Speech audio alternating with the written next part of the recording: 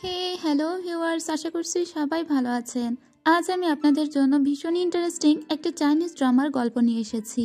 এই ড্রামাটির নাম হলো ফিল্টার। এই ফিল্টার হচ্ছে সেই ফিল্টার যেটা আমরা ফোনে ছবি তোলার সময় দিয়ে থাকি।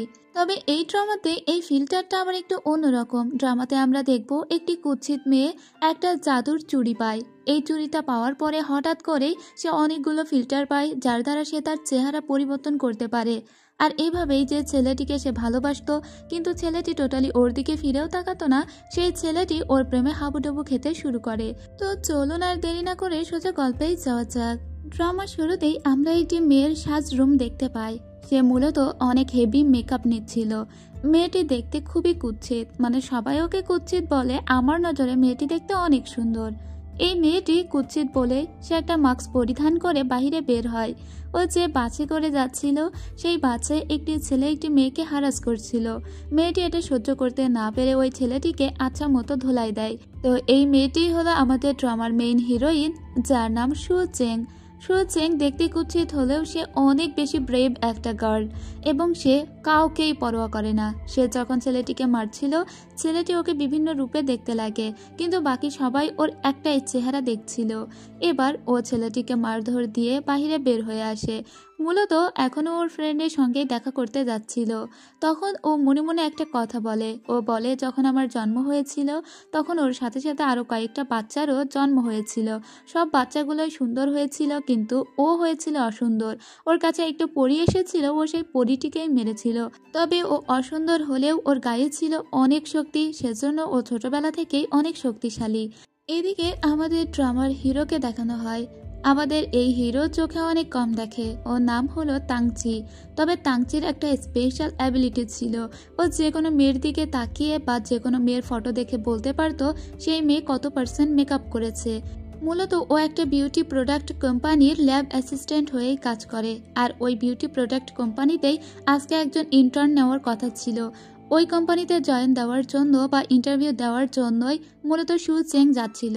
ওর সাথে আরও 2 জন ছিল। তো আপনারা যেহেতু বুঝতে পারছেন এটা একটা বিউটি প্রোডাক্ট কোম্পানি, ওরা মার্কেটিং করে থাকে, সো এখানে সুন্দরী কাউকে নিবে, এটাই হলো কথা। কিন্তু সু চেং সবার নজরে খুবই কুৎসিত ছিল। কিন্তু ও যে সিভিটা জমা দিয়েছিল সেখানে ওকে দেখতে অনেক সুন্দর লাগছিল। তবে সামনাসামনি ওকে দেখার পরে যারা ইন্টারভিউ নিচ্ছিল তারা ওকে একদম শুরুতেই ক্যান্সেল করে দিয়ে বলে, তুমি অনেক বেশি মেকআপ করেছো, সো তোমাকে এই কোম্পানিতে কোনো দরকারই নেই। ওর মনটা অনেক খারাপ হয়ে যায়, ইভেন ওরা ওকে কুৎসিত পর্যন্ত বলে। সু চেং তখন মন খারাপ করে উঠে দাঁড়িয়ে ওখান থেকে চলেই যাচ্ছিল। চলে যাবার আগে ও টেবিলের উপরে থাকা একটা আপেল তুলে নেয়। সেই আপেলটাকে নিজের হাত দিয়েই 2 ভাগ করে ওখানে যে 2 জন লোক ইন্টারভিউ নিচ্ছিল তাদের 2 জনের হাতে 2 টুকরো আপেল দিয়ে যায় আর ওদেরকে কংগ্রাচুলেশন জানিয়ে এখান থেকে চলে যায়। কিন্তু মেয়েটি মনে মনে অনেক কষ্ট পেয়েছিল, তাই বাহিরে এসে ও বসে বসে ড্রিঙ্ক করতে লাগে। আর নিজের এই ব্যর্থতার কথাও কাকে জানাবে। তখনই ওর বান্ধবী ওকে কল দেয়। ওর বান্ধবীকে পর্যন্ত এই কথাটা ও জানাতে পারে না। ওর মনে হচ্ছিল এখনো তো ওকে ফাইনাল কোনো ডিসিশন ওরা জানায়নি, তাই ও বসেছিল। ওর অপোজিটে আমরা একটা ছেলেকে বসে থাকতে দেখি, যেটা মূলত তাংচি ছিল। সু চেং এবং তাংচি ছোটবেলায় একই স্কুলে পড়তো, কিন্তু অনেক কাল তাদের দেখা হয় না। সু চেং জানেও না তার অপোজিটে আসলে তাংচি বসে আছে। ইভেন সু চেং তাংচিকে ছোটবেলা থেকেই অনেক পছন্দ করত, কিন্তু তাংচি সু চেংকে একটুও পছন্দ করত না।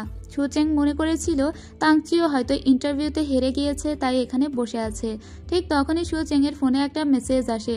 সেখানে বলা হয় যে হাই স্কুলের রিইউনিয়ন হবে। সাথে সাথেই ওর ছোটবেলার তাংচির চেহারাটা মনে পড়ে। বাড়িতে আসার পরে সোজা ওর রুমে গিয়ে দেখে ওর বড় বোন রুমে বসে আছে। ওর বড় বোন দেখতে বেশ সুন্দর ছিল, তাই সে বেশ ভাব নিয়ে চলতো। কিন্তু ছোট বোন হিসেবে সু চেং ছিল খুবই কুৎসিত দেখতে। এটা নিয়ে ওর বাবা মায়ের আবার বেশ চিন্তা হতো। কিন্তু সু চেং খুবই ব্রেভ একটা গার্ল ছিল। এদিকে আমরা ল্যাবে কাজ করতে দেখি তাংচিকে। তাংচি ল্যাবে যখন কাজ করছিল ঠিক তখনই ওর বন্ধু ইউ এখানে আসে। মূলত ওর বন্ধুর সঙ্গে এই পার্টনারশিপেই ওরা একটা কোম্পানি চালায়। ওর বন্ধু ওকে বলে, আমাদের স্কুলের রিইউনিয়নের জন্য সবাইকে ইনভাইট করা হয়েছে। তোমার তো সেই মেয়েটির সঙ্গে দেখা হবে যে মেয়েটি স্কুল লাইফে তোমাকে পছন্দ করত। এই শুনেই ওর খুব ভয় লাগতে শুরু করে, কারণ মেয়েটিকে ও একটুও পছন্দ করতো না। ওর বন্ধুকে প্রথমে বলে ও যাবো না, কিন্তু পরে যেতে রাজি হয়। এদিকে আমরা সু চেংকে দেখি ওর বান্ধবী লিন ওকে নিয়ে এসেছিল একটা ড্রেসিং রুমে, মূলত ওকে সুন্দর করে সাজিয়ে তারপরে রিইউনিয়নে নিয়ে যাবে। কারণ চেং টোটালি যেতেই চাইছিল না, কিন্তু ওর বান্ধবী ওকে অনেক বুঝিয়ে পড়িয়ে তারপরে এখানে নিয়ে আসে। কিন্তু চেং এসেই কাজকর্ম করতে শুরু করে দেয়। এখানে যার যা কিছু প্রয়োজন ছিল ও সেসব এগিয়ে দিচ্ছিল। তারপরেও তাংচিকে দেখে লুকিয়ে পড়ে। ওর বান্ধবী বলে ও এসেছে তো কি হয়েছে, কিন্তু তারপরেও তাংচি অনেক সুন্দর, তাংচিকে অনেক মেয়েরাই পছন্দ করে, তো ও তাংচির সামনে দাঁড়ানোর সাহস পায় না। কিন্তু ওদের স্কুলের আরো কিছু বন্ধুরা ওকে মক করতে শুরু করে দেয়। ও সাহসের সঙ্গে সবার সাথেই কথা বলছিল, কিন্তু তারপরেও সবাই ওকে অনেক বেশি হ্যারাস করতে থাকে। তাই রেগে মেগে ও সোজা একটা ওয়াইনের মুখ খুলতে যায়। ও খুবই স্টাইলিশ ওয়েতে এই ওয়াইনের মুখটা খুলেছিল, যেটা আরো কিছু লোকজন দেখতে পায় আর সবাই ওর কাছে আসে তাদের একটা করে ওয়াইনের বোতল নিয়ে। ঠিক তাংচিও এসেছিল। তাংচির কাছে যে বোতলটা ছিল সেটার মুখ খুলতে গিয়ে ওর ভিতর থেকে অনেক ওয়াইন বাইরে চলে আসে। আর এখানে এত বেশি পরিমাণে চেং মেকআপ নিয়ে এসেছিল যে ওর চোখের কাজল মেকআপ এসব দিয়ে একদম বিশ্রী অবস্থা হয়ে যায়। সাথে সাথেই তাংচি ওর একটা ছবি তুলে নেয়। ও তাংচিকে জিজ্ঞেস করে কিরকম লাগছে আমাকে দেখতে। তাংচি বলে খুবই বাজে, খুবই বিশ্রী। এরপরে মন খারাপ করে চেং ওখান থেকে বাহিরে চলে আসে। চেংয়ের প্রচণ্ড মন খারাপ হয়। ওর বান্ধবীর সঙ্গেও ও বেশি কথা বলে না, কাঁদতে কাঁদতে যেতে লাগে। সমস্ত রাস্তার মানুষ ওর দিকে অন্যরকমভাবে তাকিয়ে থাকে। চেংয়ের এতটাই মন খারাপ ছিল যে হাঁটতে হাঁটতে ও একটা গলির ভিতরে চলে যায়। সেখানে গিয়ে তাকে একটা বুড়ি মহিলা, সে কিছু ফুল বিক্রি করছে। ওই মহিলা ওকে কিছু ফুল দেয়। ও এই ফুলগুলো কিনে নেয়। তারপরে মহিলা ওকে বলে একটু দাঁড়াও। এরপরে মহিলা চেনের দিকে একটা ব্রেসলেট বা চুড়ি এগিয়ে দেয়। আর এটা সাধারণ কোনো চুড়ি ছিল না, এটাই মূলত ফিল্টার ব্রেসলেট, মানে এটা একটা জাদুই চুড়ি ছিল। সুপার টেক প্রোডাক্ট এটাও হাতে পরে নেয়। মহিলা খুবই খুশি হয়। এরপরে চেনের মন কিছুটা ভালো হয়ে যায়। ও কাছে করে ফুলগুলো নিয়ে মেট্রোতে করে বাসার উদ্দেশ্যে আসতে শুরু করে। আর তখন আকাশে অনেক বিদ্যুৎ চমকাচ্ছিল। সাথে সাথেই দেখা যায় চেনের হাতে পড়ে থাকা চুড়িতে কিছু একটা হয়ে যাচ্ছে, এবং এটা অনেকটা ইলেকট্রিক শকের মতো কাজ করছিল। সঙ্গে সঙ্গে চেনের চেহারা একদম পরিবর্তন হয়ে যায়, আর চেনকে দেখতে অনেক সুন্দর লাগছিল। এরপরে চেং হাঁটতে হাঁটতে যখন যাচ্ছিল, সব মানুষ ওর দিকে অনেক সুন্দর করে তাকায়। ইভেন ওর বাবা মা ওর সামনে দিয়ে চলে গেলেও ওর বাবা মা ওকে চিনতে পারে না। এতে ওর খুব অবাক লাগে যে আমার বাবা মা আমাকে কেন চিনতে পারলো না। সেজন্য ও সোজা একটা গাড়ির কাছে আসে। সেখানে নিজের চেহারা দেখে একদম অবাক হয়ে যায়। এটাও কাকে দেখছে, এটা কি ও নিজেই? এটাতে ও এতটাই অবাক হয়ে যায়, ওর কাছে যে আয়না ছিল সেটা বের করে। সাথে সাথে দেখতে পায় না, ঠিকই তো আছে, ওর চেহারার কোনো পরিবর্তন হয়নি। তবে কি ও স্বপ্ন দেখছে? এরপরে খুব মন খারাপ করে ও বাড়িতে ফিরে আসে। ওর বোন বলে তোমার চাকরিটা হয়নি তাই না, ঠিক আছে আমি একটু চেষ্টা করে দেখব। ওর বোনও অনেক বড় একটা কোম্পানিতে কাজ করে। ও খুব মন খারাপ করে ওয়াশরুমে গিয়ে বসে থাকে। তখন ওর চেহারা আনস্টেবল হয়ে যায়। একবার ওর চেহারা সুন্দর হতে লাগে আর একবার ওর নিজের রূপে ফিরতে লাগে। ওর বোন ওকে কিছু পরামর্শ দিয়ে এখান থেকে চলে যায়। এরপরে দৃশ্যে আমরা দেখতে পাই ওর রাস্তা দিয়ে হাঁটতে হাঁটতে যাচ্ছিল। অন্যদিকে আমরা সেই বিউটি প্রোডাক্ট কোম্পানিটি দেখতে পাই যেখানে তাংচি একটা মডেলের জন্য ওয়েট করছিল। আজকে ওদের বিউটি প্রোডাক্টের শ্যুট হওয়ার কথা আছে, কিন্তু যে মডেলের এখানে আজকে মডেলিং করার কথা আছে সেই মডেল হঠাৎ করেই জানায় তার আর্জেন্ট কিছু কাজ আছে, তাই সে আজকে কোনোভাবেই আসতে পারবে না। তো এটা তো অনেক বড় একটা সমস্যা। ওরা সবাই খুবই সমস্যায় পড়ে যায়। এখন কাকে দিয়ে এই কাজটা করাবে? তাংচি বলে অর্ডিনারি কাউকে দিয়ে করাতে হবে, কিন্তু রাস্তা থেকে যে কাউকে ধরে এনে তো এই কাজটা করানো যায় না। এদিকে সু চেংকে দেখতে পাই, ওর ফ্রেন্ড ওকে কল দেয়। ওর ফ্রেন্ড বলে ওর সঙ্গে দেখা করতে, এবং ওর ফ্রেন্ড এটাও জানতে চায় ওর চাকরিটা হয়েছে কিনা, কিন্তু ওর তো চাকরিটা হয়নি। ওর ফ্রেন্ড তখন বলে তাংচি নাকি ওর সঙ্গে দেখা করতে এসেছে। লিনের সঙ্গে তাংচি হয়তো এজন্য দেখা করতে এসেছে যে ওই মডেলটাতে ও কোনো কাজ করতে পারবে কি না। এইখানে সুচেং এসে দেখে যে এখানে অলরেডি তাংচি কথা বলছে, এবং তাংচি যে ওকে একটুও পছন্দ করে না সেটাও ও ওর কথা শুনেই বুঝতে পেরে গিয়েছে। এখানে লিনও তাংচিকে রিজেক্ট করে দেয়। এরপরে তাংচি মন খারাপ করে এখান থেকে বেরিয়ে যায়, কিন্তু তাংচি বের হবার আগেই সুচেন ওখান থেকে বের হয়ে আসে। রাস্তায় আমরা একটা বাচ্চা ছেলেকে দেখতে পাই যার হাত থেকে একটা বেলুন উড়ে যায়। বাচ্চা ছেলেটি ওই বেলুনটিকে ধরবার জন্য একদম মাঝ রাস্তাতেই দৌড়াতে শুরু করে, যেটা দূর থেকে তাংচি দেখতে পায়। তাংচি দেখা মাত্রই দেখে অন্য দিক থেকে একটা গাড়ি আসছে। তো তাংচি ছেলেটিকে বাঁচানোর জন্য খুব জোরে দৌড়াতে শুরু করে, কিন্তু তাংচি যাবার আগেই ওই ছেলেটিকে একটি মেয়ে বাঁচিয়ে নেয়। তাংচি খুবই অবাক হয়ে যায় যে মেয়েটিকে এত মহানুভব হৃদয়ের একটা মানুষ। এরপরে তাংচি দেখে যে মেয়েটি ওকে বাঁচিয়েছে সেই মেয়েটির পায়ের একটা জুতা খুলে পড়ে আছে। তাংচি জুতাটা নিয়ে সোজা মেয়েটির কাছে যায়। মেয়েটির চেহারা দেখা মাত্রই তাংচি ওর উপর ক্রাশ খেয়ে যায়। আর এই মেয়েটি কিন্তু সুচেং, ওর চেহারা আবারও পরিবর্তন হয়ে গিয়েছে। এদিকে সুচেন তাংচিকে সামনে দেখে বেশ অবাক হয়ে যায়। তাংচি কেন ওর দিকে এভাবে তাকিয়ে আছে? গতদিন তো ওকে খুব বাজেভাবে বলল যে তোমাকে দেখতে খুবই বাজে লাগছে। তাই তাংচির সঙ্গে সুচেন কথা বলারও প্রয়োজন মনে করে না। সুচেন যখন এখান থেকে চলে যাচ্ছিল, তাংচি ওর সামনে গিয়ে দাঁড়িয়ে বলে, তুমি দেখতে অনেক সুন্দর। এরপরে তাংচির চোখে যে চশমা ছিল, সুচেন ওর ছবি দেখতে পায়। চশমার ভিতরেই দেখতে পায় ওর চেহারা পুরোই উল্টোপাল্টা এবং ওকে দেখতে অনেক সুন্দর লাগছে। তাই ও হাতের আয়নাটা বের করে বলে, তার মানে সেদিন আমি ঠিকই দেখেছিলাম, আমার চেহারার কিছুটা পরিবর্তন হয়ে গিয়েছে। এদিকে তাংচি ওর ফোন নাম্বারটা লিখে মেয়েটির কাছে দিয়ে বলে, তোমাকে আমার অনেক প্রয়োজন, তুমি প্লিজ আমার সঙ্গে যোগাযোগ করবে, আমি তোমাকে মডেল হিসেবে হায়ার করতে চাই। কিন্তু তাংচিকে কোনো রকমের পাত্তা না দিয়ে এখান থেকে সুচেন চলে যায়। ও এখন ওর চেহারা নিয়ে বেশি কনসার্ন। ঠিক তখনই ওর বান্ধবী ওকে কল দিয়ে বলে, তোমাকে না আসতে বললাম। তখন ওর বান্ধবীর সামনে এসে বলে, এই তো আমি এসেছি। ওর বান্ধবী বলে, তুমি কে? সুচেন কোথায়? ও ওর বান্ধবীকে বোঝাতেই পারে না ওই সুচেন। এদিকে আমরা তাংচিকে দেখতে পাই। তাংচির মনে এখন কেবলমাত্র ওই মেয়েটি। তাংচি সবাইকে এসে বলে, এই মেয়েটিকে দিয়েই যদি শ্যুট করাতে পারি তাহলে আমাদের প্রোডাক্ট অনেক ভালো বিক্রি হবে, এবং এই মেয়েটি ছাড়া আমি মনে করি না আর কেউ পারফেক্ট আছে বলে। সবারই এই মেয়েটিকে পছন্দ হয়, কিন্তু মেয়েটিকে ওরা কিভাবে খুঁজবে? তাংচি তখন একটা লোগো দেখিয়ে বলে, মেয়েটির কাঁধে একটা ব্যাগ ছিল, সেই ব্যাগে এই লোগোটা ছিল, তাছাড়া তার নাম ফোন নাম্বার আমি কিছুই জানি না।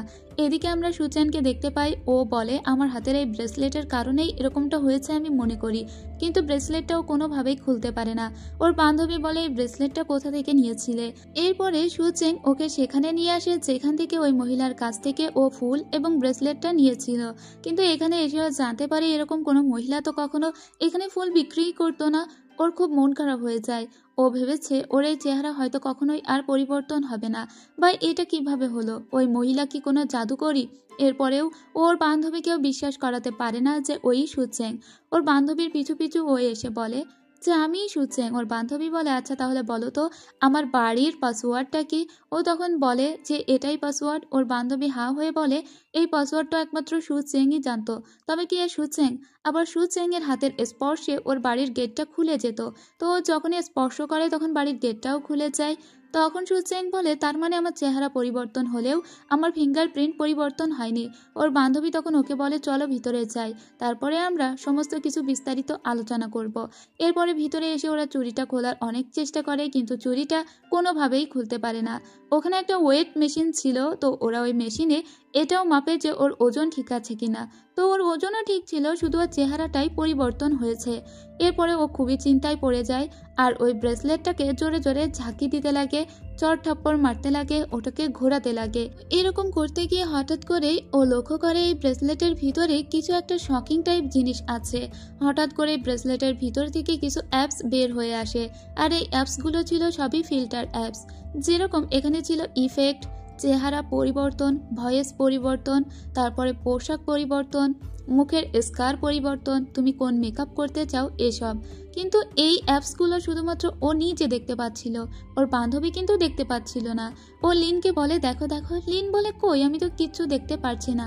এরপরে সুচেং বলে, এখানে কিছু একটা কারসাজি তো আছেই। হঠাৎ করে ও একটা কিছুতে টাচ করে দিলে ও ওর মূল ফর্মে ফিরে আসে, তার মানে ওর আসল চেহারা ফিরে পায়। এতে ওর বান্ধবী ওকে জড়িয়ে ধরে বলে, এই তো তুমি ঠিক হয়ে গিয়েছো। এরপরে ওর খুবই ইন্টারেস্টিং লাগে যে আসলে এই ব্যাপারটা খুব জোশ।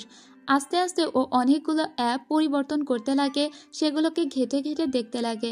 একটা জায়গায় তো ও নিজের ভয়েস পরিবর্তন করে একদম ছেলে লোকের মতো করে কথা বলছিল, কখনো বাচ্চাদের মতো করে কথা বলছিল, কখনো বা ও দেখতে পায় এখানে অনেক কিছু আছে যেগুলো ও চেহারার পরিবর্তন করতে পারে। যেরকম ওর মুখের কাটার দাগটা এখন ও একদম ঢেকে দিতে পারে, তবে ব্যথাটাও ওর রয়ে গেছিল। সুচেং মনে মনে বলে, আমি তো ম্যাজিক্যাল অবজেক্ট খুঁজে পেয়েছি, এটা তো আমার জীবনকেই পরিবর্তন করে দিবে। এরপরে ও দেখতে পায় এখানে আসলে ছেলে লোকের মতো ভয়েসও করতে পারবে। এরপরে অনেকগুলো আউটফিট দেখতে পায়, যেখানে এত এত জামা কাপড় ছিল, ও যেটা খুশি সেটা পরতে পারবে। এখন জামা কাপড় কিনতে গিয়ে ওকে টাকা খরচ পর্যন্ত করতে হবে না। এরপরে ও একটা আউটফিটে হাত দিলেই দেখা যায় ওর রূপ পুরো চেঞ্জ হয়ে গিয়েছে, আর নতুন একটা জামা পরে ও লিনের সামনে দাঁড়িয়ে আছে। এরপরে ও অনেকগুলো আউটফিট ট্রাই করে, যেগুলো ছিল অনেক গর্জিয়াস এবং অনেক রাজকীয়, কখনো নিজের চেহারায় আর কখনো অন্য চেহারায়। মনে মনে তো সুচেং এত বেশি খুশি হয়েছিল যে ওর বান্ধবী ওর এই খুশিতে খুশি হয়ে যায়। এদিকে আমরা তাংচিকে দেখতে পাই, ওরা সেই লোগোটা নিয়েই কাজ করছিল, যে এই লোগোওয়ালা ব্যাগ কে ইউজ করে, কারণ মেয়েটিকে খুঁজে পাওয়ার একমাত্র উপায় হলো ওই লোগোটা। এরপরে আমরা দেখতে পাই সুচেং ওর বাড়ির উদ্দেশ্যে ফিরছিল, তখন দূর থেকে ও ওর দিদিকে দেখতে পায়। ওর দিদি একটা ছেলের সঙ্গে কথা বলছিল, যে ছেলেটা ওর দিদির সঙ্গে খুব খারাপভাবে কথা বলে।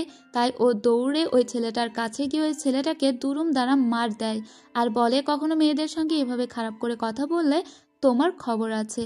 আর ওর দিদি ওকে চিনতে পারে না, ওর দিদি ওকে কমপ্লিমেন্ট দিয়ে বলে, তোমার মতো সুন্দরী মেয়েরা যে আজকাল এত সাহসী তা তো জানতাম না।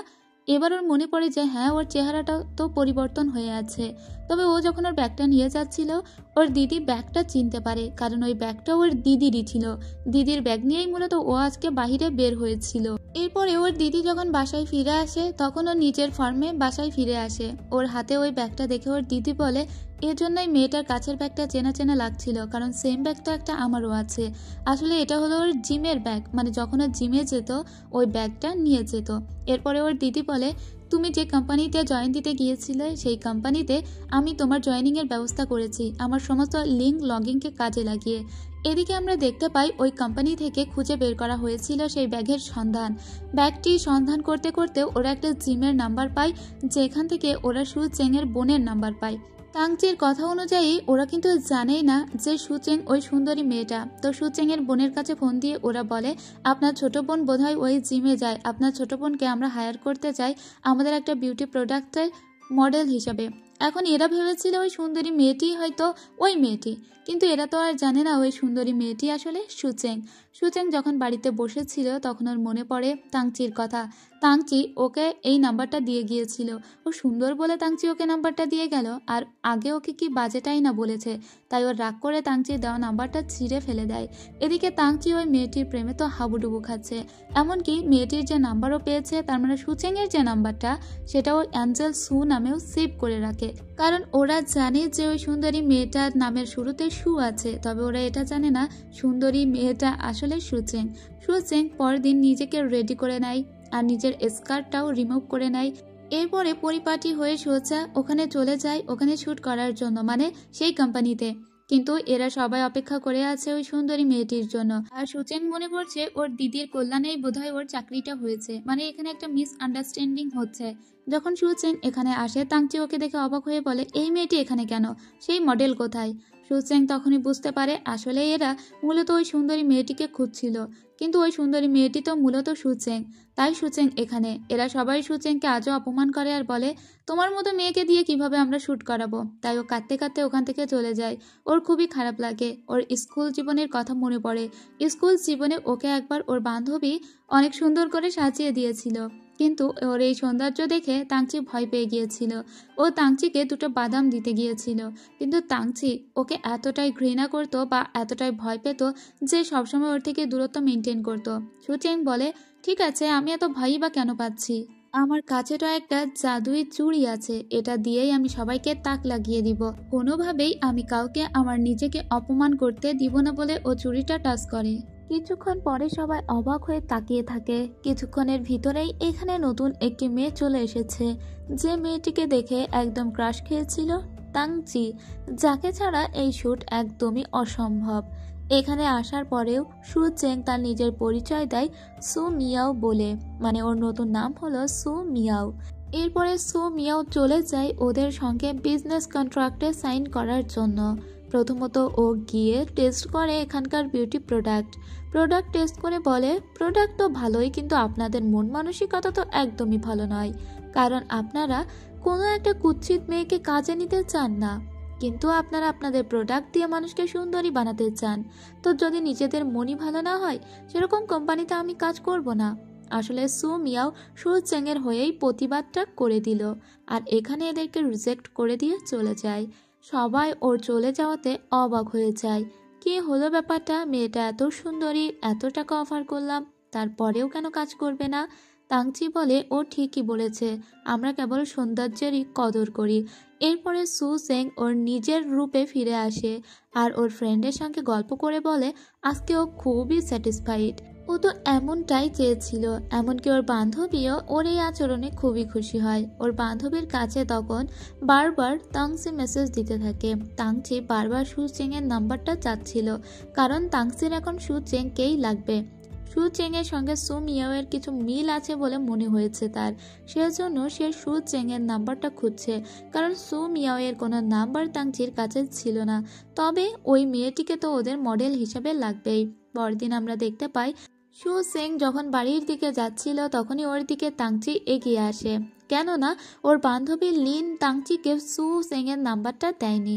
তখনই তাংচি এসে সু চেংকে বলে, আমার মনে হয় তুমি সু মিয়াওকে চেনো, তাই না? সু চেং মনে করে যে ও হয়তো ধরা পড়ে গিয়েছে। তখন তাংচি বলে, তোমার হাতে যে ব্রেসলেটটা আছে ওই সেম রকমের একটা ব্রেসলেট আমি সু মিয়াওয়ের হাতেও দেখেছি। তো আমার মনে হয় তোমরা দুজন একে অপরের খুবই ক্লোজ ফ্রেন্ড। তাছাড়া তুমি যে ব্যাগটা ক্যারি করো সেই সেম ব্যাগ আমি দেখেছিলাম সু মিয়াওয়ের কাছেও। আর এগুলোই তো বলে দেয় তোমাদের ভিতরে একটা মিল আছে। আমার মনে হয় তোমরা একে অপরের বন্ধু। তো আমি সু মিয়াওয়ের নাম্বারটা চাই, আমি চাই সে আমাদের সাথে কাজ করুক। তুমি কি ওকে একবার কল দিবে? সু চেং তখন কল দেয়। মূলত কলটা সে লিনের কাছে দেয়। ও লিনকেই সু মিয়াও সাজিয়েছে। ও বলে, শোনো সু মিয়াও, তোমার সঙ্গে তাংচি কাজ করতে চাইছে, তুমি কি কাজ করতে চাও? লিন বুঝতে পারে যে এখন ওর সামনে তাংচি দাঁড়িয়ে আছে। লিন বলে, হ্যাঁ, তাংচিকে বলে দাও, আমার কাজ করতে কোনো অসুবিধা নেই। তখন সু চেং বলে, আমার বান্ধবী সু মিয়াও বলেছে ওর কাজ করতে অসুবিধা নেই, তাই তুমি এখন যেতে পারো। পরে সু চেং যখন বাড়িতে আসে ও পুনরায় সু মিয়াও রূপে চলে যায়। ও নিজেকে একটু বাজিয়ে দেখছিল, ওকে এই রূপে কি সত্যিই এত ভালো লাগে যে তাংচি ওকে দিয়ে কাজটা করানোর জন্য একদম পাগল হয়ে গিয়েছে। যাই হোক, ওর বান্ধবী বলে, তুমি এখন সু মিয়াও সাহায্য ব্যাপার না, তারপরে ওকে দেখাবে খেলাটা। আজকে সু মিয়াও সেজে মূলত তাংচির সঙ্গে দেখা করতে গিয়েছিল সু চেং। তবে ও এরকম একটা ড্রেস পরেছিল যে ড্রেস দেখে খুবই অ্যালার্জি হবে তাংচির। ছোটবেলায় এরকম ঝিকমিকি একটা ড্রেস পরা দেখে তাংচি বমি করে দিয়েছিল। সেজন্য ছোটবেলার ওই প্রতিশোধটা তোলার জন্য মূলত ও আজকে এত ঝিকিমিকি একটা ড্রেস পরে এরকম একটা বারে এসেছে। সচরাচর এরকম বারে কেউ একটা আসে না। যাই হোক, তাংচি যখন এখানে এসে ওর এই লুক দেখে তো ওর খুব অবাক লাগে। তারপরে সুমিয়াও তো শুরু করে দিয়েছে আরও ওর যত রকমের অ্যাক্টিং জানে সেই সমস্ত কিছু। এতে ও নিজেকে একটু বাজে প্রমাণ করছিল, যাতে অন্তত পক্ষে তাংচি ওকে খারাপ চোখে দেখে এবং ওকে খারাপ বলে, কারণ সু চেংকে তো তাংচি কখনোই দেখতে পারতো না। এরপরে ও ছাগলের ভুড়ি ভাজা অর্ডার করে, যে খাবারটা ছোটবেলা থেকেই তাংচি একদমই খেতে পারতো না। ছোটবেলায় একবার সু চেং ওর সামনে এই খাবার নিয়ে গিয়েছিল আর তাংচি ওখান থেকে উঠে চলে গিয়েছিল। তাংচির এই খাবারে খুবই অ্যালার্জি, তারপরেও আজকে সু মিয়াওয়ের জন্য ওকে জোর করে এই খাবারটা গিলতে হয়। আর এটাই তো প্রতিশোধ নিতে চেয়েছিল সু মিয়াও। এরপরে ওর নিজের মুখটাকে ও একটা ইফেক্ট দিয়ে একদম লাল বানিয়ে ফেলেছিল, যাতে অন্তত পক্ষে তাংচি ওকে এবার তো খারাপ বলে। কিন্তু তাংচি এবারেও বলে, তোমার তো অ্যালার্জি হয়ে গিয়েছে, চলো ডক্টরের কাছে যাবে। ও তাংচিকে বলে, আমাকে দেখতে খারাপ লাগছে না? তখন ও বলে, না, তোমার অ্যালার্জি হয়েছে। তবুও তাংচি ওকে খারাপ বলল না। তখন ওর রাগ করে বাড়িতে চলে আসে। সু চেং ওর বান্ধবীকে বলে, আমি এত নিজেকে খারাপ প্রমাণ করার চেষ্টা করলাম, তারপরেও তাংচি আমাকে খারাপ বলল না। অথচ সু চেং হিসেবে আমি ওর সামনে নিজেকে এত ভালো দেখানোর চেষ্টা করি, তারপরেও ও কখনোই আমাকে ভালো বলে না। যাই হোক, সু চেং পরদিন আবারও ওই অফিসে যায়, কারণ ওর তো চাকরিটা চলে যায়নি। আগের দিন ও শুধু অপমানিত হয়েছে, তো চাকরিটা ওকে এখানে কন্টিনিউ করতে হবে। কিন্তু এখানকার কোনো কলিগই ওর সঙ্গে কেউই ভালো করে কথা বলে না। তবে ও সবার সঙ্গে খুবই ফ্রেন্ডলি কথা বলার চেষ্টা করে। সবাই ওকে এক প্রকার একপাশে রেখে দিয়েছিল। যাই হোক, ও এখানে এসে দুটো বই পায়, যে বই দুটো ও একদিন একটা বেঞ্চের উপরে পেয়েছিল। এরপরে ওদের মিটিং ডাকা হয়, যে মিটিংয়ে বলা হয় ওদেরকে অবশ্যই সু মিয়াওকে এই কাজে নিতে হবে। এরপরে তাংচি সু মিয়াওয়ের নাম্বারটা জোগাড় করে আর ওকে কল দেয়। মূলত এই নাম্বার সু চেংই দিয়েছিল। এখন ফোন তো একটাই, সু চেংয়ের দুইটা নাম্বার দুই নামে তাংচি সেভ করে রেখেছে। তো একটা সিম ও সু চেং হিসেবে চালায় আর আরেকটা সিম সু মিয়াও হিসেবে চালায়। যে সিমটা ও সু মিয়াও হিসেবে চালায় সেই সিমে কল দিয়ে এখন তাংচি সু মিয়াওয়ের সঙ্গেই কথা বলতে চাইছিল। তো সু চেংই এখন ভয়েসটা একটু ইফেক্ট দিয়ে সু মিয়াও হিসেবে কথা বলে। আর তাংচি ওকে বলে, দেখো আমি তোমার সঙ্গে একবার কথা বলতে চাই, তুমি প্লিজ আমাদের এখানে কাজ করো। তখন সু মিয়াও বলে, ঠিক আছে আমি তোমাদের ওখানে কাজ করব, কিন্তু যদি সু চেং বলে, সু চেং যেটাই বলবে আমি সেটাই করব, কারণ ও আমার বান্ধবী। এরপরে ও আবারও সু চেং হিসেবে কাজের অফিসে ফিরে আসে। তখন ওকে ডেকে তাংচি বলে, আমার সু মিয়াওয়ের সঙ্গে কথা হয়েছে।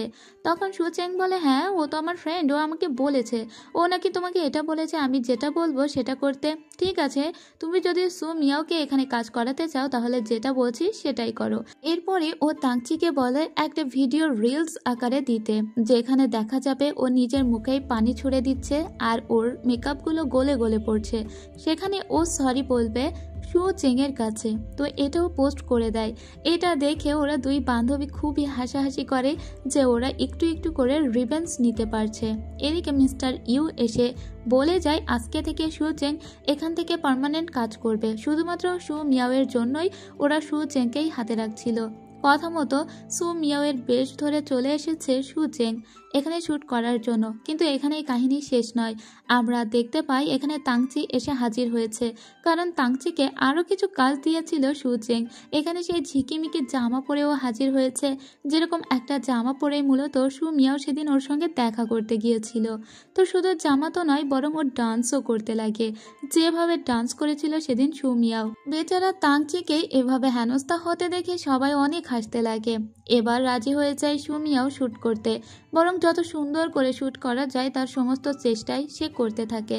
এমনকি সে এত দারুণ মেকআপ নিয়েছিল যে ওর সামনে হাজার পানি ঢাললেও ওর মেকআপগুলো গলে পড়ছিল না। ঠিক যতটা বাজে অবস্থা হয়েছিল আগে, এখন ততটাই সুন্দর লাগে ওকে।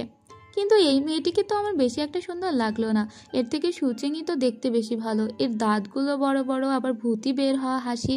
যাই হোক, এদিকে সু চেংকে কোথাও দেখা যাচ্ছে না দেখে তাংচি একজন কলিগকে জিজ্ঞেস করে সু চেং কোথায়।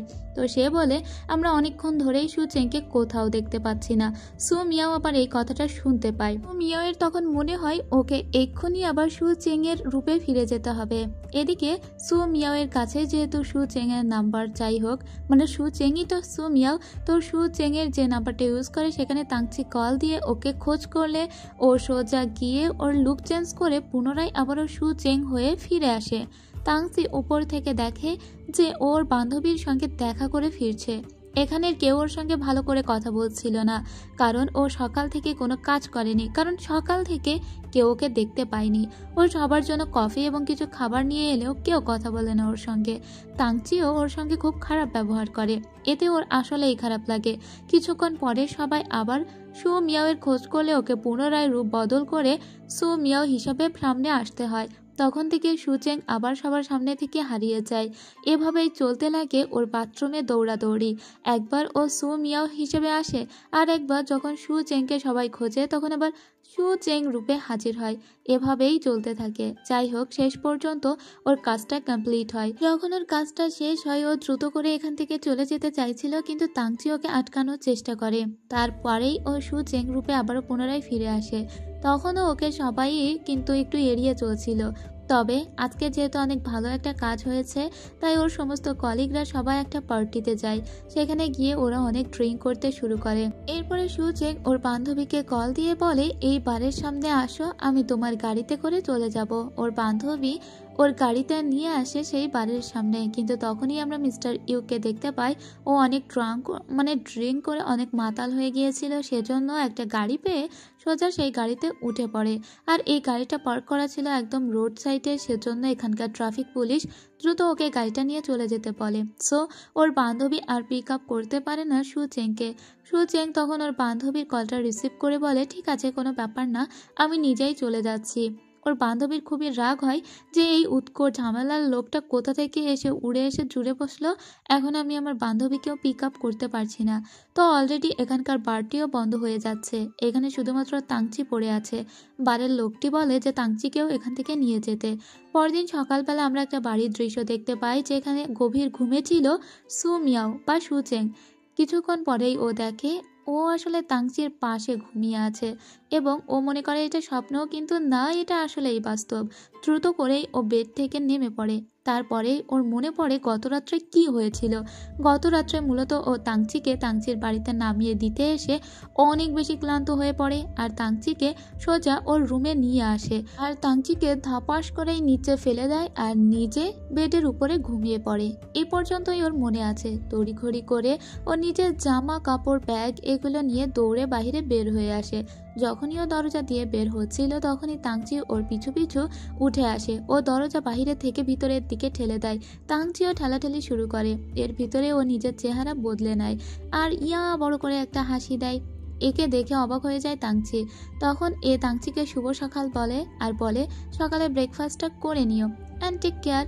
এটা বলে ওই মেয়েটি চলে যায়, মানে সু মিয়াও। কিন্তু তাংচি বেচারা অবাক হয়ে গিয়েছে, ও কি তবে এই মেয়েটির সঙ্গে রাত কাটিয়েছে?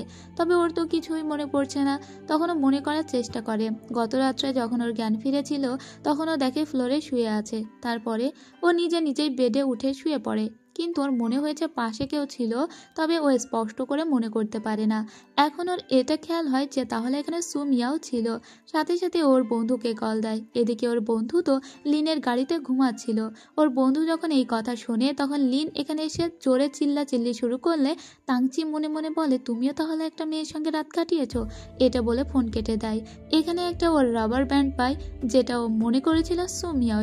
সু মিয়াও ভুল করে রেখে গিয়েছে, তাই রাবার ব্যান্ডও নিজের হাতে রেখে দেয়। এদিকে আমরা ইউকে দেখতে পাই।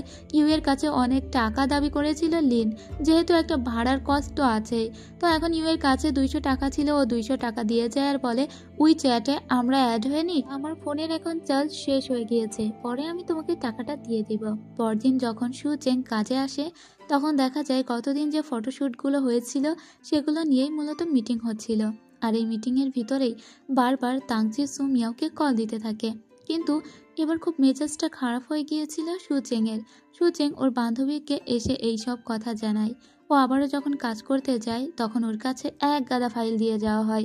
যেহেতু গত 2 দিন ধরে ও একদম উধাও ছিল, সেজন্য ওকে এতগুলো ফাইল দিয়ে যাওয়া হয়েছে এবং বলা হয়েছে আগামীকাল সকালের ভিতরে এই সমস্ত ফাইলগুলো অ্যানালাইসিস করে জমা দিতে হবে। তো সারা রাত জেগে মেয়েটা কাজ করতে থাকে। একে একে সবাই কাজ ছেড়ে চলে যায়, কিন্তু ও কাজ করতে থাকে। এদিকে সু মিয়াও যে নাম্বারটা ইউজ করতো সেই নাম্বারে তাংচি বারবার কল দিলে সু চেং নাম্বারটা বন্ধ করে দেয়। অনেক রাত পর্যন্ত অনেক ট্রাই করে তাংচি, কিন্তু তাও সু মিয়াওকে রিচ করতে পারে না। এমনকি ও অনেকগুলো টেক্সট পর্যন্ত দিয়েছে সু মিয়াওকে। এদিকে সু চেং কাজ সমস্ত কিছু শেষ করে একটু পানি নেওয়ার জন্য বাইরে যায় বা একটু হাত মুখ ধোয়ার জন্য। তখন এই রুমে আসে, মানে সুচেং এর রুমে আসে তাংচি। এসে দেখে মেয়েটা অনেক রাত অবধি কাজ করেছে। তখন আকাশে বিদ্যুৎ চমকাচ্ছিল। এদিকে আমরা সুচেংকে দেখতে পাই ও ওয়াশরুমে যখন ফ্রেশ হচ্ছিল তখনই ওর ভিতরে হঠাৎ করে কিছু চেঞ্জেস আসতে শুরু করে, মানে ওর চেহারা আনস্টেবল হয়ে যেতে শুরু করে। দেখা যায় ওর এই ব্রেসলেটটাও ভালো করে কাজ করছে না। যখন এখান থেকে চলেই যাচ্ছিল তখন তাংচি এদিকেই আসে, তাই ও একটা অন্ধকার রুমের ভিতরে ঢুকে পড়ে। তাংচি এদিকে সুচেংকে বারবার কল দিচ্ছে, কারণ সুচেং এখানে ছিল, তাহলে সে গেল কোথায়। ইভেন ও সুচেং এর কাছে সু মিয়াওয়ের ব্যাপারেও জানতে চাইছিল। তখনই ও শুনতে পায় কেউ একটা কোথাও শব্দ করছে। সো ও ওই রুমের ভিতরে আসে আর এখানে লাইটটা জ্বালিয়ে দেখতে পায় এখানে আসলে সু মিয়াও। ও সু মিয়াওকে দেখে অবাক হয়ে বলে, তুমি এখানে? আসলে ওর চেহারা এখন পাল্টে গিয়েছে। সু মিয়াও বলে, আমি সু চেং এর সঙ্গে দেখা করতে এখানে এসেছিলাম, তুমি লাইটটা বন্ধ করো। এটা বলে লাইট বন্ধ করে দেয় আর যখন আবারও তাংচি লাইট দিতে যায় ও দ্রুত করে তাংচিকে জড়িয়ে ধরে, যাতে একবারও ওর মুখটা তাংচি দেখে না ফেলে, কারণ ওর চেহারা এখন একবার সু চেং হয়ে যাচ্ছিল আর একবার সু মিয়াও হয়ে যাচ্ছিল। কিন্তু ওর এই জড়িয়ে ধরাতে আবার তাংচির মনে মনে তো বাটারফ্লাই উঠতে শুরু করে, কারণ তাংচি তো সু মিয়াওকে অনেক পছন্দ করে। তাংচি বলে, আমিও তোমাকে অনেক দিন থেকে পছন্দ করি, কিন্তু এত দ্রুত এসব কিছু করার দরকার নেই। এদিকে আমরা দেখতে পাই ওর বান্ধবী লিনকে। লিনের বাকি টাকাটা ফেরত দেবার জন্য এসেছিল ইউ। তখনই ওরা খেয়াল করে আশেপাশে সন্দেহজনক কেউ একটা এই বাড়ির দিকে ফোকাস রেখেছে। আসলে ওটা আর কেউই নয়, ওটা ছিল সু মিয়াও। এখন ওটা কে এটা দেখার জন্য ইউ যখন যায়, সু মিয়াও ওকে একটা ঘুষি দিয়ে দেয়। এরপরে ওর বান্ধবী লিন পড়ে গেলে আর সু মিয়াও দূরে থাকতে পারে না, এখানে চলে আসে। সু মিয়াওকে এখানে দেখে ইউ বলে, তুমি এখানে? তার মানে তোমরা দুজন একে অপরের ফ্রেন্ড? ও আচ্ছা, যাই হোক। এরপরে সু মিয়াও এবং লিন চলে যায় আর ইউ বলে, এরা ফ্রেন্ড তো জানতাম না। সো মিয়াও লিনকে বলে, আসলে আমার এই ব্রেসলেটের ব্যাটারিটা ডাউন হয়ে গিয়েছে, এটা এখন আপগ্রেডিং হচ্ছে, মাত্র 3% হয়েছে 2 ঘন্টায়। আমি জানি না কতক্ষণে এটা ঠিক হবে, আর আমার চেহারা এখন এই অবস্থা, আমি কি করব? আজকে আমি তোমার বাড়িতেই থেকে যাব। এদিকে আমরা দেখতে পাই জ্ঞান ফিরে এসেছিল তাংচি। জ্ঞান ফিরে দেখে ও ল্যাবে পড়ে আছে, আর ওর মনে পড়ে যে একটু আগে মানে রাত্রেবেলা ওকে সু মিয়াও হঠাৎ জড়িয়ে ধরেছিল, আর তারপরে সু মিয়াও ওকে অজ্ঞান করে এখান থেকে পালিয়েছে। কিন্তু মেয়েটি ওকে জড়িয়ে ধরার পরে অজ্ঞান কেন করে দিল, এটা ওর মাথায় কোনোভাবেই ঢোকে না। তাই ও বারবার ওকে টেক্সট দিতে শুরু করে, কিন্তু সু মিয়াও ওকে একদমই পাত্তা দিচ্ছিল না। দেখে সোজা লিনের বাড়িতে চলে আসে তাংচি। তাংচি আসলে জানতে পেরেছে ইউ এর কাছে যে এখন সু মিয়াও লিনের বাড়িতে আছে, তাই ও সোজা এই বাড়িতে চলে এসেছে। যাই হোক, লিন ওকে আটকানোর চেষ্টা করলেও পারে না। তাংচি এখন এসে একে বলে, আমি তোমার সঙ্গে একটা ডিনার করতে চাই, তো আজকে আমি তোমাকে লোকেশনটা জানিয়ে দিব, আমি তোমাকে কিছু কথা বলতে চাই, প্লিজ তুমি সেখানে আসবে। আসলে রাত্রে যে ওই সুমিয়া ওকে জড়িয়ে ধরেছিল, এই ব্যাপারটার পর থেকে ওর মনে তো সবসময় লাড্ডু ফুটছে, সেজন্য ও আজকে প্রপোজ করবে এই চিন্তা করেছে। তাই সুমিয়া ওকে বলছে যেন রাত্রে দেখা করে। এদিকে অফিস থেকে একদিনের ছুটি নিয়েছিল সুচেং, কারণ এই চেহারা নিয়ে তো অফিসে যেতে পারবে না। রাত্রেবেলা ওর ফ্রেন্ডের সঙ্গে আসে একটা জায়গায়, এটা ছিল মূলত একটা নদীর পাড়। এখানেই মূলত ওর দেখা করার কথা আছে তাংচির সঙ্গে। তাংচি এখানে একটা ক্যান্ডেল লাইট ডিনারের আয়োজন করে। সুমিয়াও তো জানতেও পারেনি যে তাংচি ওকে আজকে মনে হয় ভালোবাসার কথা বলবে, ও ভেবেছে হয়তো এমনিই কথা বলবে। তো এখানে যখন ও আসে, তাংচি বলতে শুরু করে, যেদিন আমি তোমাকে প্রথম দেখেছিলাম সেদিনই তোমার প্রেমে পড়ে গিয়েছি। ওদিকে এর ওই যে চার্জ মাত্র 50% হয়েছে, তার মানে এখনো পর্যন্ত অনেক বাকি। কিন্তু এর ভিতরেই আবার বিদ্যুৎ চমকানো শুরু হয়ে যাওয়ায় ওর চেহারা আবার পাল্টাতে শুরু করেছে। এখন তাংচির সামনে বসে আছে, তাংচি যদি দেখে ফেলে তাহলে ওর তো সব শেষ। ও তাংচির কথা তো শুনছেই না, বরং নিজেকে প্রোটেক্ট করার অনেক চেষ্টা করে যাচ্ছে। তাংচি নিজের মতো কিন্তু প্রপোজ করেই যাচ্ছে, তবে সুমিয়াও এসব একদমই কানে নিচ্ছে না। ওর এখন নিজেকে বাঁচাতে হবে, তাই কোনো উপায় না পেয়ে ওর সোজা যে জাহাজের ভিতরে ছিল সেখান থেকে পানিতে ঝাঁপ দিয়ে দেয়। মূলত ওরা সুন্দর একটা জাহাজের ভিতরে ছিল। তাংচি বুঝতে পারে না হঠাৎ ওর হলোটা কি, তাই ও অবাক হয়ে যায় আর নিজেও ওর পিছু পিছু ঝাঁপ দিয়ে দেয়। এরপরে দুজনেই সাঁতরাতে শুরু করে, দুজনেই প্রাণপণে সাঁতরাচ্ছে। কোনো মতে লিনের গাড়ি পর্যন্ত পৌঁছে যায় সুমিয়াও। সুমিয়াও এসে বলে, আমি দ্রুত করে বাড়িতে চলো, এখন কিন্তু অনেক বিপদ আছে।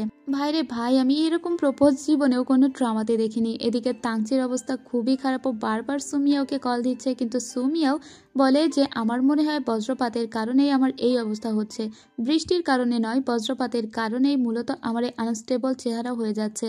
আর এখন মাত্র 53% আপগ্রেডিং হয়েছে, সো এখন ওকে যেভাবেই হোক লুকিয়ে থাকতে হবে। ও লিনের বাড়িতে চলে এসেছে। এখানে এসে যখন একটু খাওয়া দাওয়া শুরু করেছে, আর কিভাবে যে ওকে প্রপোজ করার চেষ্টা করেছিল তাংচি এসব গল্প করছিল, ঠিক তখনই এখানে আবারও তাংচি এসে হাজির। বেচারা একদম কাঁপতে কাঁপতে এসে হাজির হয়েছে, আর বারবার লিনকে বলছে আমি একটিবার সুমিয়াও এর সঙ্গে দেখা করতে চাই। কিন্তু লিন বলে সুমিয়াও এখানে নেই। তাংচি বলে আমি তো ওর শু দেখতে পেয়েছি, ও এখানেই আছে, আমাকে একবার ভিতরে যেতে দাও। লিন কোনোভাবেই ওকে ভিতরে যেতে দিবে না, কিন্তু বেচারা তো একদম নাছোড়বান্দা, ও তো ভিতরে ঢুকবেই আর সুমিয়া ওর সঙ্গে কথাও বলবে। তো দ্রুত করে ও লিনকে সরিয়ে দেয় আর ভিতরে প্রবেশ করে। ভিতরে এসেই দেখে একটা কেউ পড়ে গেছে, মানে পড়ে যাওয়ার সাউন্ড। আসলে এখান থেকে সিঁড়ি দিয়ে পালাচ্ছিল সুমিয়াও, তবে দ্রুত করতে গিয়ে ও এখানে এভাবেই পড়ে গিয়েছে। তাংচিওকে এই অবস্থায় দেখে তো একদমই অবাক। যাই হোক, এর সাথে সাথেই শেষ করছি ফিল্টার ড্রামার প্রথম পর্বের গল্প। তো গল্পটি যদি আপনাদের একটু ইন্টারেস্টিং লেগে থাকে অবশ্যই কিন্তু একটা লাইক কমেন্ট করে যাবেন। আর আমার চ্যানেলটিকে যারা সাবস্ক্রাইব করেননি তারা প্লিজ ছোট্ট করে একটা সাবস্ক্রাইব করে যাবেন। তো আজ এ পর্যন্তই, দেখা হবে পরের পর্বে। ততক্ষণ সবাই ভালো থাকবেন, সুস্থ থাকবেন। খোদা হাফেজ।